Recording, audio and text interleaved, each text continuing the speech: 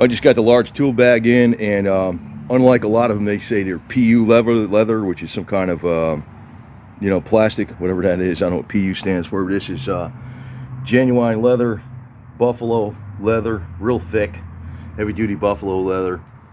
Um, it's got the nylon straps on it instead of leather straps, which is better because they're hand stitched.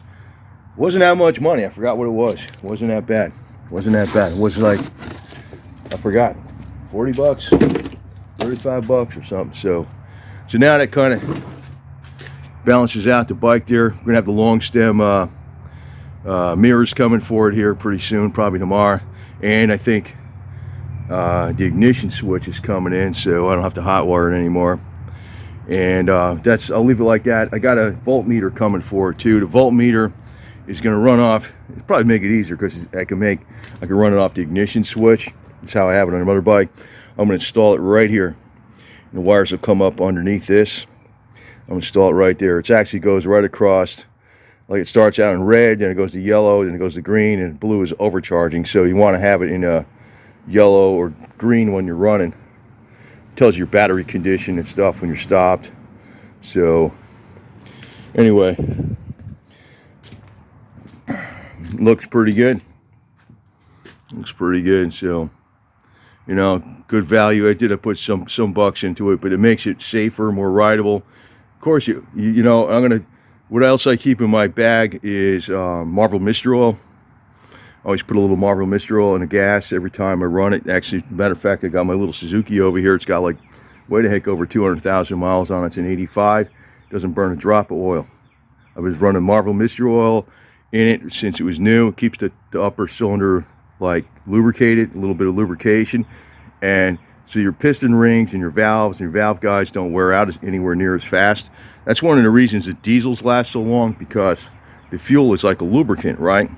So if you put I know Marvel Mystery Oil wasn't really intended for that originally, but I found out there's a million other uses for it. So that kind of balances out the bike. It looks good.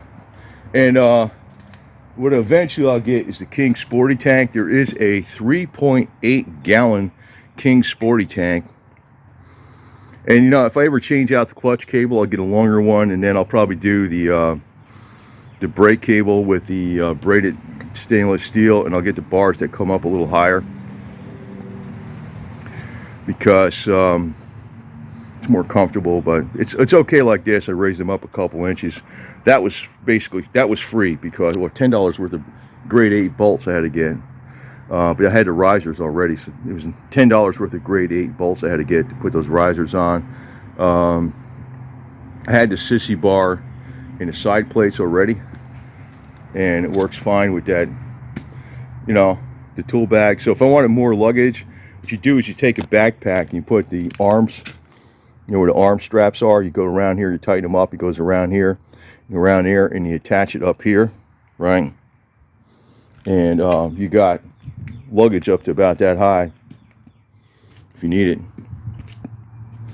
So, but this is not my main bike, but it could be my main bike if I have a problem with the other one. But so far there's no problem with the other one. So, but it looks like this bike's got a lot less wear on than my other bike, the 89.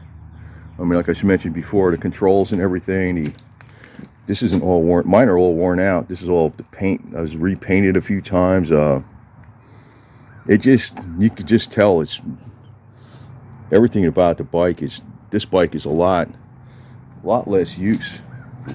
Way lot less use. Although mine was rebuilt before, but the whole bike wasn't rebuilt. So pretty happy with this.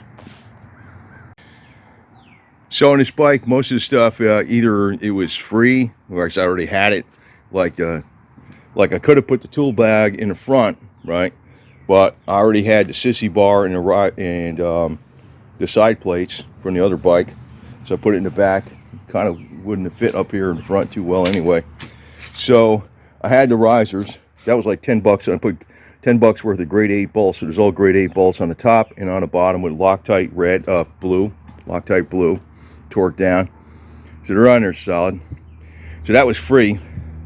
Now the kickstand, you could say maybe I didn't need it, but the first time somebody just because it wouldn't lean over enough. And somebody could easily just bumped into it, knocked it over. The first time they knocked it over, it would cost me more damage than buying that kickstand. Could be just something knocks it over by accident, it runs away and doesn't say shit, right? You know what I mean?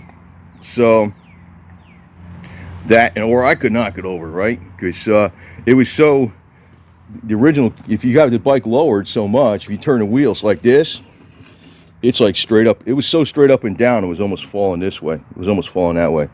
So now it's got the proper lean on it. That I need it. The forks were spongy. Now I could have got away with just taking the caps off, and actually the risers I would have had to take the handlebars off just to freaking get at these things, because these were all the handlebars would have been down here. So, but the risers were basically free. $10 worth of hardware. The fork caps, very difficult. They're difficult to change. I mean, I did get them down faster this time. Probably took me a good 30 minutes or at least 15 minutes just putting the cap back on, and I was using like all my strength and stuff.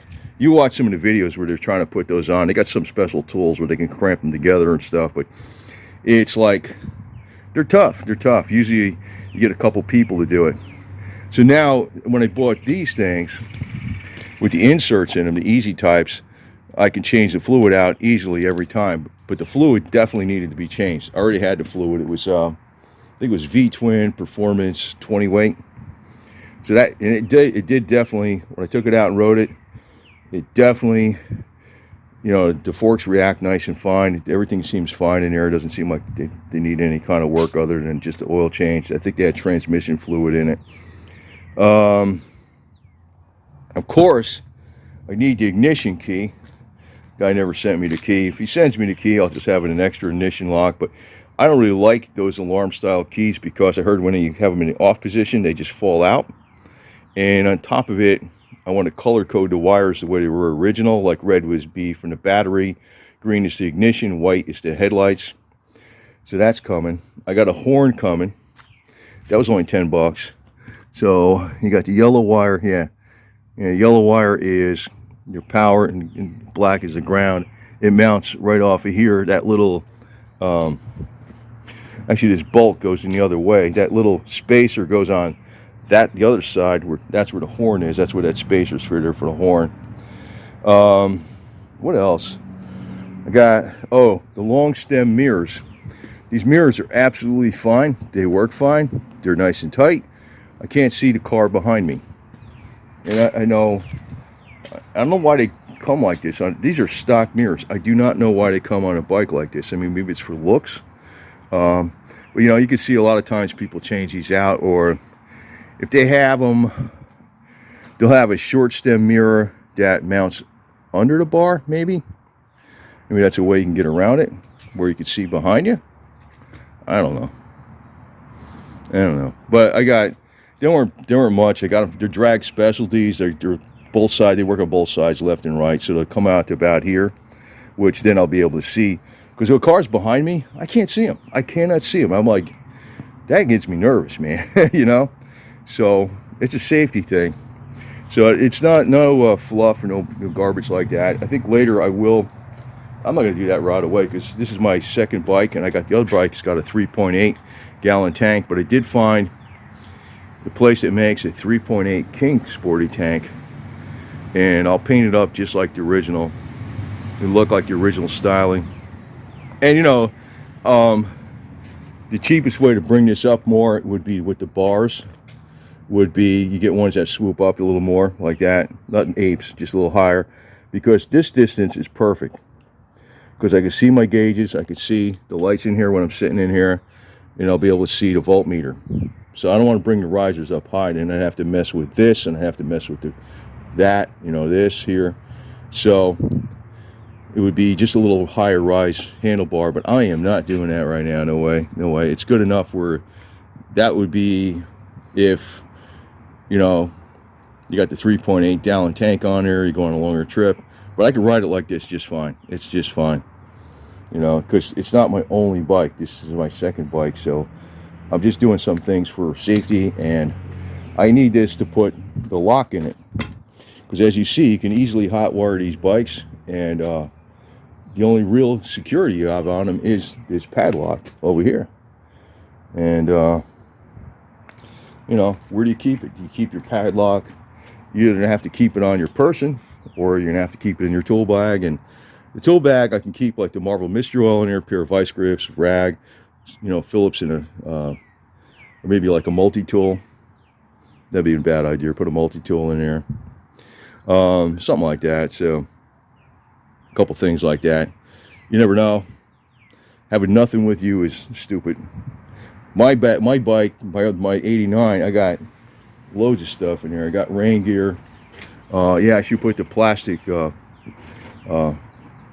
do you call it, the trash bag in there too, for case you need emergency rain gear. But I don't plan on using this bike as my main bike. But you know, if I'm working on my other bike and I need to use the bike, because I think I'm going to be getting involved in more of a club, but I'm not sure if I can go to a club. That requires a lot of dedication, but a little more involved with this. So if you know, if I'm just doing something on my one bike, you know, it's like you rush it because you're like, oh, I got to get ready for this. You say you want to take your time, do it right. I got the backup. And I think this thing, like I said, I'm almost 69, so I'm just about 69 years old, so I'm pretty close to 70, right? And by default, right? 10 years from now, I'll be pretty close to 80. And I did see a guy, I think it was on one of the YouTube videos. He was 85, and he was riding a 1953 Harley K model flathead, which is like the predecessor to the Sportster. And he was still riding. He was 85. So, I mean, it's more likely I can handle this. You know, right now I know I can handle a, you know, a Softail or Road Glide or Road King or something like that easily, but Street Glide, I could always handle that right now. And I'm always going to the gym and working out 2.5 hours a day. But I don't know. I mean, you know, I realize that when I get on see, even this bike, even though it's very close to my other bike, the clutch lets out different. The rear brake works different. The riding position's a little different because it's lower. The handlebars are a little bit different. You know, where the ride. It's similar to my other bike, but even that I'm not used to it yet. My other bike, it seems like I'm part of it. You know, so you know, maybe I might be having my 89 Sportster when I'm 89 years old, right? Who knows? I don't know. YouTube probably won't be around by then for sure, but something will be around. But yeah, so that's my strategy. I'm very practical minded. You know, I think you see a lot of videos about people doing a lot of stuff to the bikes. Now, you know, I know some people say about putting a 1200 kit in it. I'm not doing that. This thing's staying at 883 forever until it starts wearing out. And then when it starts wearing out, if the bottom end's still good, what I would do is I would take the heads and the cylinders, pack them up, and send them out to Zippers Performance, or maybe Hammer Performance, or one of those big guys, because they could bore the heads. I'm talking a lot of stuff here right now because I actually do know a lot of junk from way back before the internet was around. Like the 883s, there are 883 cylinders. You can bore them out to 1200, but you got to have them in a special, you got to have them clamped down when you're boring them, to make sure they're straight. They can't just bore them out. They got to be clamped down. And the 883s, even after you bore them out to 1200, you can go to 30 over. So you can go 10 over, 20 over, and 30 over. So those same cylinders, the 883 cylinders, you can bore them out to 12. I got a 20 over 1200 on this one. And I think there's 883, one of the cylinders, or both of them are 883s, or so. I forgot what the hell they are. I know that the guy who was like an expert on this told me you can go 30 over on 883 cylinders after they're bored out to 1200. I think on a 1200 cylinders you can go to 40 overs, more than that, I think. But this is back in the 90s, early 90s, before the internet was around and stuff. But you know, he was building all these bikes and panheads and all this garbage, because there was no Evo was the newfangled yuppie bike in the early 90s. It really was. That wasn't a biker. Now it's old. That's how, and you know, I'll tell you again, nobody was riding freaking baggers back then.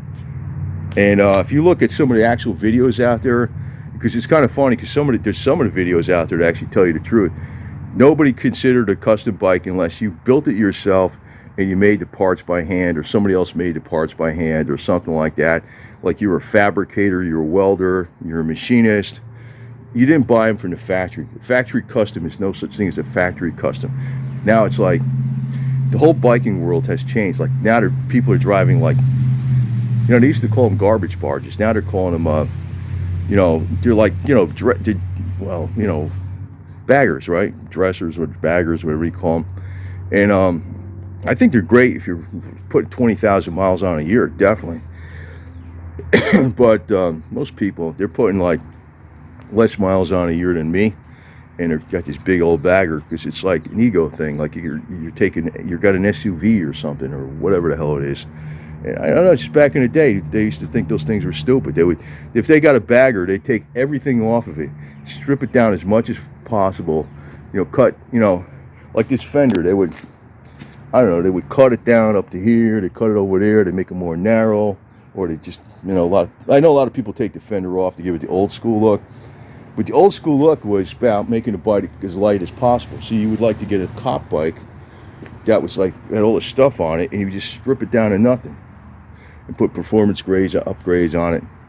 And you know, even extended forks, you know, with, you know, and usually chopped meant when you chop this here and you change the rake. That's what chopped meant. A bobber is when you start taking stuff off. You're taking parts off, you're stripping it down. So like what you see today, you don't see any choppers really. Choppers are this. When you chop, that's the definition I always knew. That's the difference. But I don't know, they use these words like different. But it's like, I think, you know, who the hell knows? But you know, Harley Davidson only survived because of the people that were like poor and worked on the bikes a lot and were very, very, very, very dedicated. That's why Harley Davidson survived. It was a company that survived in spite of itself. Now, I like the Sportster because in a way, it's kind of like when you used to make the chopper, it was, you try to get it under 500 pounds. Now, this one is the first of the 5-speed. It's lighter than the other 5-speeds, including like the rubber mounted is like 550, 575 pounds. Then even the rigid mounted engine, they started going up in weight later in the 90s. Like the 91 was the lightest one for sure. It was I think the 91 to 93 or 94, they're like 475. They're like only 25 pounds more than a 4-speed, or 15 pounds more than a 4-speed. I think mine was 460, maybe 10 pounds more. I think mine was 460, 465, but I got all this junk on it, so it's over 500. But the thing is, that's what you wanted to do. Then you wanted to get a 74-inch. So mine's actually a 1200 20 over. So 1200 actually is 73.3 inches. If you bore it over 20 over, it's 74 inches, just like the old ones. So, you know, it's a Sportster, but it's along the theme of how the bikes really work. They're getting so freaking big now. You're like, you know, you've seen the Boss Hog with the Chevy V8, 1,300 pounds. I mean, a lot of these bikes, they're getting way, way bigger, way more complicated. I even noticed that in the later 90s, they started having a speed sensor. This one's only 2 years older, newer than mine. So this has just a regular old cable from the wheel going up the speedometer. Don't have, you can see, that's all I put on it, 9.5 miles. That's it. So I rode it around a little bit, a few times, but just to test some things like the windshield and stuff. But that's a lot simpler. I don't like any, you know, I was running points in mine for a while, but it does run better with the electronic ignition with the Vote switch, vacuum operated electric switch. It's got 2 advanced curves in it. But you can put points in here pretty easy. So this one runs just fine the way it is. And honestly, I haven't rode an 883 in a long, like, mine was an 883 for about maybe not even 6 months, and it was a 1200. I remember when I got the 1200, I said, wow, what a big difference in torque. But this thing is still pretty damn peppy with 5 speeds. This thing, it's not a slow bike. I mean, it works fine. I mean, you're not riding a 250. This is 883. You know, it's a big world of difference from 500cc Jap bike. It's got torque.